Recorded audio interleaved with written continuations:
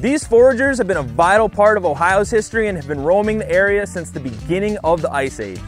Native Americans have been in this region for over 10,000 years, and deer were a vital part of their day-to-day lives. They used their hide, their meat, their bones for tools, clothing, food, and just about anything else that they needed. Today, deer are super common throughout Northwest Ohio. You're bound to run into them at Sidecut Metro Park, Wildwood Metro Park, right here at Oak Openings, and unfortunately, sometimes with your car. Deer and cows are similar in the fact that they're both ruminants, which means they have 4-chambered stomachs to help process the food they eat, which basically consists of grasses, grains, and stuff out of your garden. In early October, something very special happens to deer. It begins their mating season and also coincidentally begins hunting season. At this time, male deer start sporting their full regalia of antlers and a thick gray fur coat to help them battle over does. Fun fact, during mating season, male deer, much like myself, spend an exorbitant amount of time urinating on the gland on their leg to exert their dominance in the area. They have weird glands on their leg that they piss on. That's a real thing. So gentlemen, if you're not having any luck, take a page out of the deer playbook and when in doubt, gland it out. On the last episode of Paul Builds a Fire, Paul built a fire. And now the exciting conclusion of Paul Builds a Fire. All right, now that we got our fire going, stomped it down a little bit, spread it out, time to make some coffee, make some lunch. So I brought a bunch of stuff out here that is good for using on a fire. A lot of it cast iron, pre-packaged. All my stuff, got a little cutting board so we don't get dirt all over our food. And the key to it all is the old trustworthy cast iron pan. These things are indestructible. They last forever as long as you take care of them, and this fire's not gonna hurt it one bit. So there's nothing that says you have to eat hot dogs on a campfire. We're gonna do tacos today with some fresh vegetables. We got some hamburger. We got some cilantro. We've got some fresh tomatoes. Avocado. An onion. And some limes.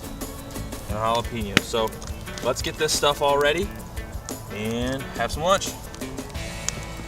Humans have been cooking over fire since the dawn of time. The only difference between cooking in your kitchen and cooking outdoors is that it's slightly harder to control the heat. This is gonna be some coarse salsa. Get a little lime juice in there.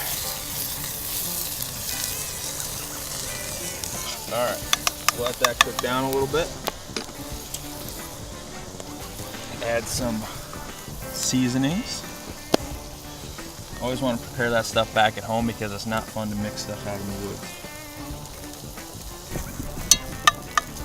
Taco meat ready. And now for the final step in the taco making process. You need to have some nice grilled tortillas. Nothing tastes better when they're grilled right over an open fire. So luckily for us, we got one. Pull out some of these. One at a time here. Here we go. Right on there. Give them a few seconds on each side. Get a little ash on there, some seasoning. There it is. Some nice charred taco shells. Scoop a little bit of that hamburger in there. Grab a little bit of our salsa here. And there you have it. Street tacos, outdoor style. You can never have enough hot sauce though. So there you have it. You got your fire, you got your food, you got your coffee, you got your tacos. Thanks for learning how to start a fire with us today.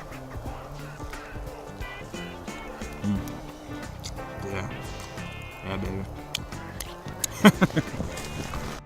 From personal experience, I can tell you there is nothing better than hanging out around a fire, drinking coffee, and eating good food with some of your best buddies.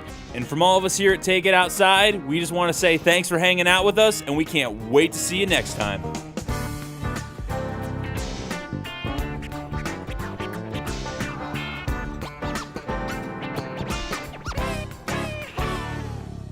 Take It Outside is brought to you by Wood County Park District. Choose your own adventure.